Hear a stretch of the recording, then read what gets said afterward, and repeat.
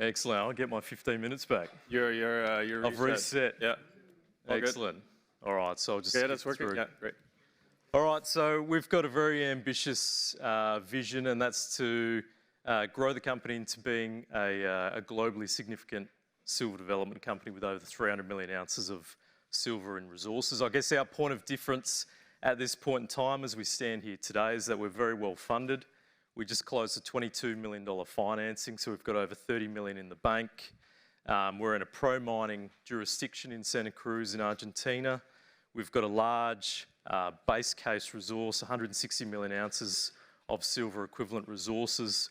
And we've got an aggressive 50,000 metre drill program, which is fully funded, fully permitted and underway. In terms of our track record, we've been operating in Argentina since 2017. We've had a 2-year focus on consolidation. We've really capitalised in the sort of malaise in the silver space in the last 3 to 4 years. We've closed 5 transactions. We've grown our resources 16-fold, and we've done it at a cost of 10 cents per silver equivalent ounce. But more importantly, in all of our transactions, we've acquired key infrastructure. The total investment to date is about $40 million US. It includes a 150-man camp, ownership of all the underlying surface rights that host our silver resources, which is critical.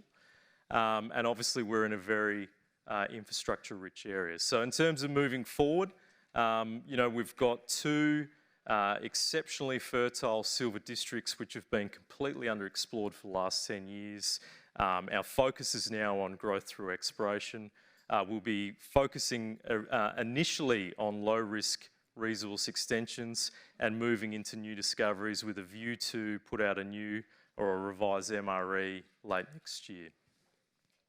So in terms of the corporate snapshot, I guess the key point here is the cash backing. We've just closed 2 financings totaling $30 million over the last 3 months. We really capitalised on the strength in the silver market and the equity market.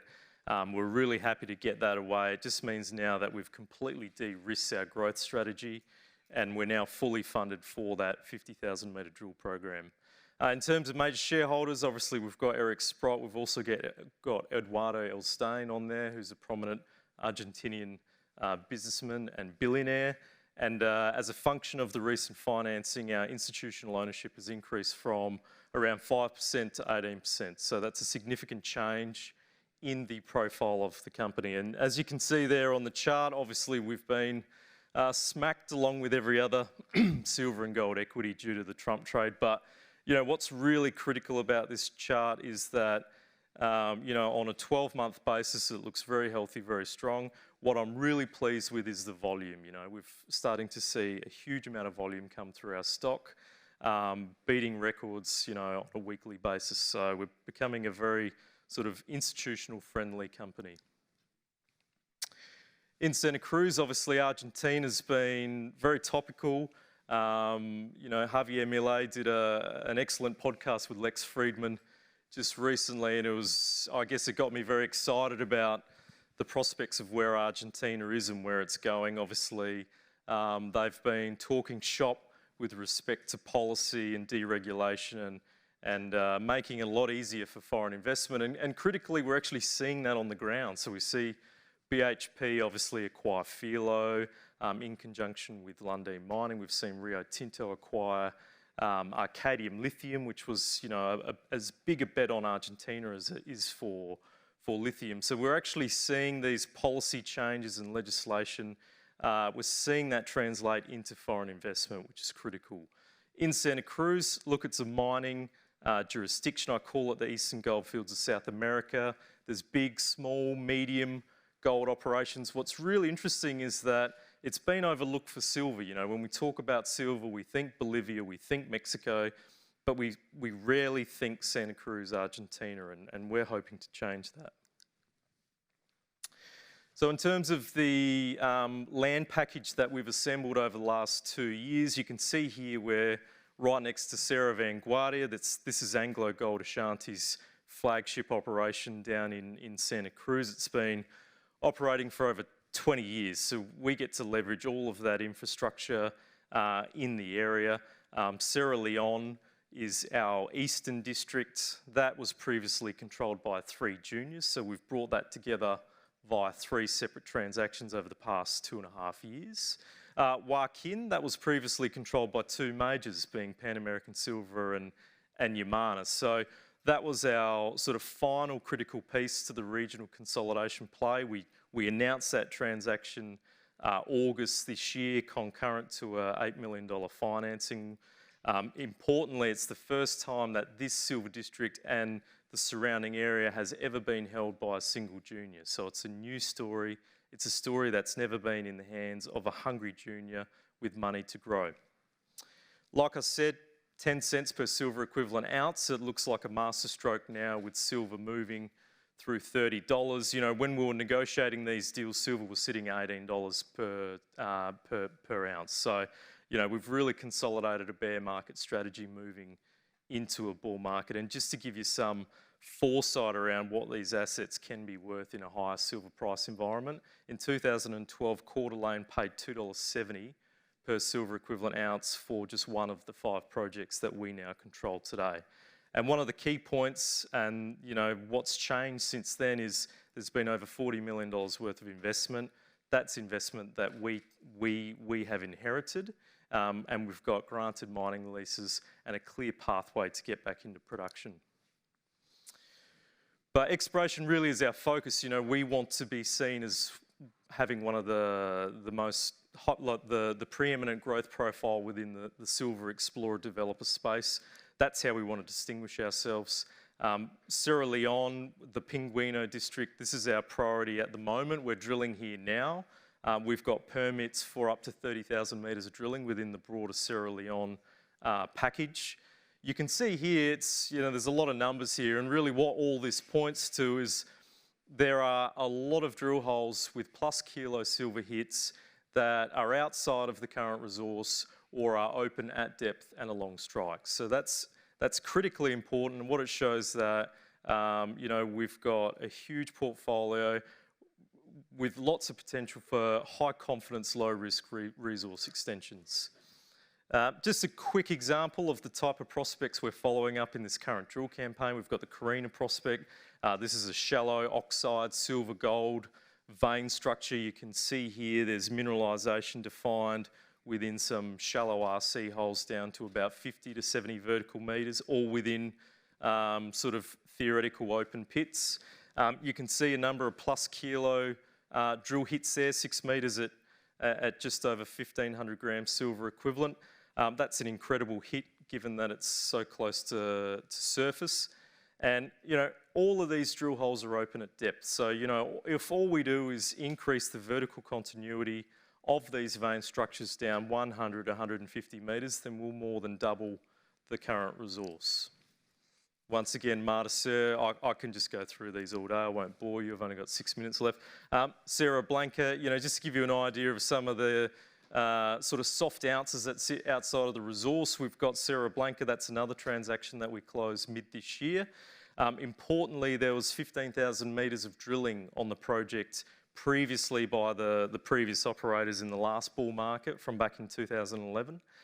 You can see there, some really nice high-grade shallow silver gold hits within a coherent structure.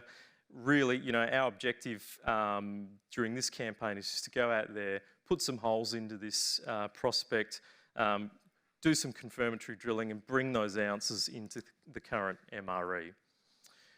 So the jewel in the crown for us in terms of our consolidation strategy was really bringing together Joaquin and Cerro Puntudo for the first time ever.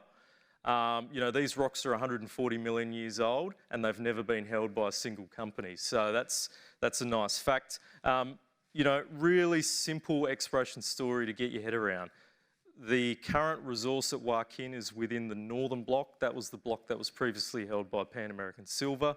The southern block, Cerro Puntudo, was controlled by Yamana.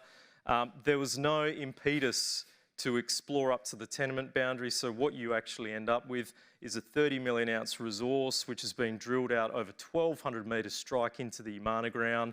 You can touch and feel the resource growth within this prospect. but it's never been converted into a JORC compliant resource. So one of the first priorities we have when we get the keys of this project is to go in here and just simply drill out these extensions, which have been quantified and proven. Importantly, even within the resource here, we've got the La Negra feeder structure, 4.5 metres at just under 2 kilos silver, 22 grams gold. That's an incredible hit. That is outside the resource, under the pit.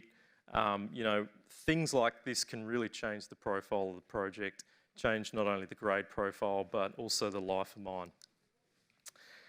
So, just to summarise, obviously we're a new story. Really the story has only consolidated since August this year. We've recently completed 2 financings for $30 million, so we're fully funded.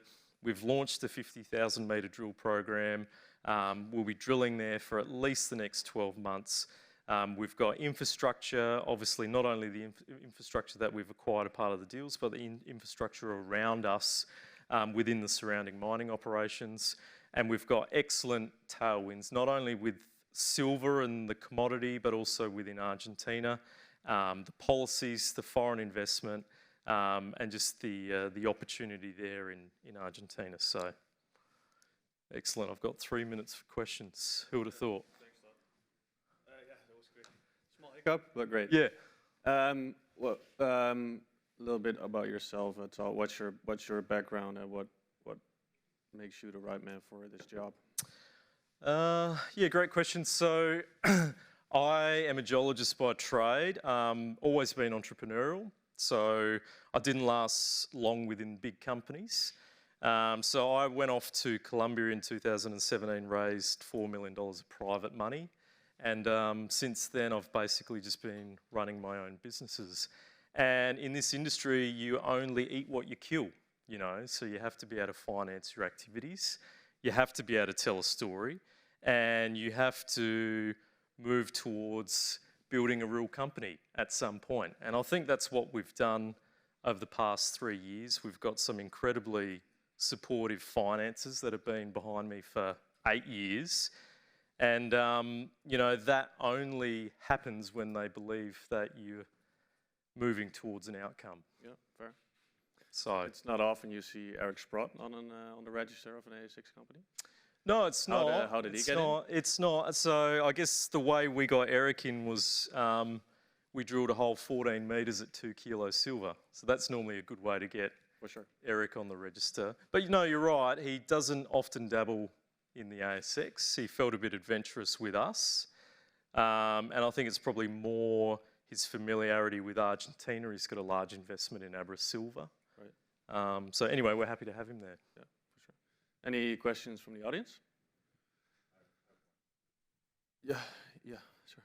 When it comes to permitting, is that an issue? Because you need also water, and Argentina has some issues when it comes to rainfall. So can you comment on your permitting situation in the country? Yep. So in terms of the permits that directly affect us at this point in time, obviously tidal. You know, we are in granted mining titles with respect to Joaquin. Sierra Leone obviously granted exploration license, so that's fine. With respect to permitting, obviously we have all of our drill permits in place for Sierra Leone, and that should leave us in good stead until we get to the point where we need to have a conversation around conceptual mine plans, mining, feasibility, scoping. So we're fully permitted to get to that next stage gate and that next milestone. Within Joaquin, that's a little bit different because it was an operating mine. It was an underground mine for 2 years. So we have the benefit of having all of that sort of permit architecture in place. So it is a granting mining lease. All we need to do is put forward an amended environmental impact assessment plan for whatever we see as our amended mine plan for that project. So it's a very clear pathway forward for Joaquin. In terms of your comment around water, look, it's an issue in the higher parts of Argentina, maybe to the north, up into the Cordillera and the Puna. But where we are in Santa Cruz, it's typically not an issue.